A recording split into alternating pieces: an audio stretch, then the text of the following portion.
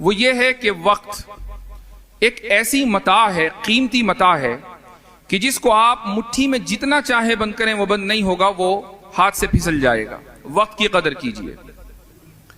عبد الرحمن ابن الجوزی رحمہ اللہ ایک مشہور محدث ہیں، انہوں نے وقت کی قدر اس طریقے سے کی کہ اپنی زندگی میں اتنی احادیث لکھی ہیں کہ جب ان کا انتقال ہوا اور ان کے قلم کا برادہ جمع کیا گیا تو وہ ان کے غسل کے پانی کو گرم کرنے کے لیے کافی تھا۔ اور صورتحال یہ تھی کہ ایک جگہ وہ لکھتے ہیں کہ بعض مرتبہ مجھے خیال آتا ہے کہ لوگ میرے پاس آتے ہیں اور مجھ سے بات کرنا چاہتے ہیں تو میرے ذہن میں خیال آتا ہے کہ کہیں میرا وقت ضائع نہ ہو جائے،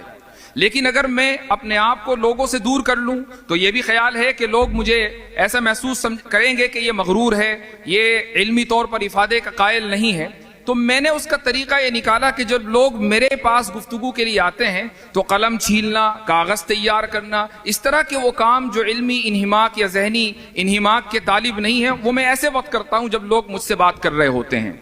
جاننے والے جانتے ہیں، ان کے تمام متعلقین، دوست، احباب جو دارالکتاب میں جاتے تھے وہ جانتے ہیں کہ جس وقت والد صاحب کے پاس یہ حضرات بیٹھتے تھے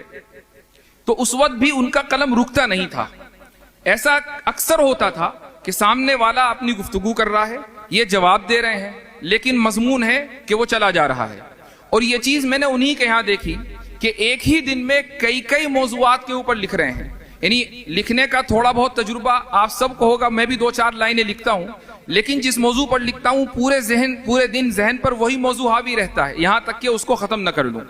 ان کے دن کے مشاغل میں یہ تھا کہ صبح سیرت پہ لکھنا ہے، پھر سیاست پہ لکھنا ہے، پھر عربی زبان پہ لکھنا ہے، پھر نحو پہ لکھنا ہے، صرف پہ کتاب چل رہی ہے، الگ الگ موضوعات پر ایک ہی دن میں کئی صفحات وہ لکھ رہے ہوتے تھے، اور جس وقت گفتگو کر رہے ہوتے تھے اس وقت بھی لکھ رہے ہوتے تھے۔ تو یہ چیز دراصل ہمیں ایسے لوگوں کی زندگی سے سیکھنی ہے کہ اگر میں عبد الرحمن ابن الجوزی کا حوالہ دوں، ابن حجر کا حوالہ دوں، ان اساتین و محدثین کا حوالہ دوں، تو کوئی یہ کہہ سکتا ہے کہ بھائی اس زمانے میں اتنے ڈسٹریکشن، سوشل میڈیا، فون، یہ سب چیزیں کہاں تھیں،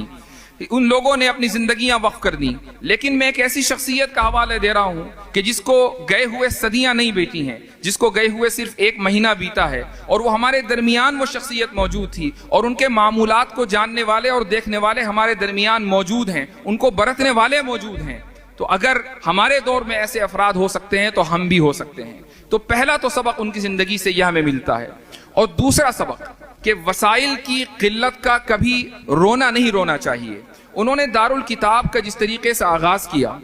یہ بھی ایک عجیب داستان ہے۔ ہمارے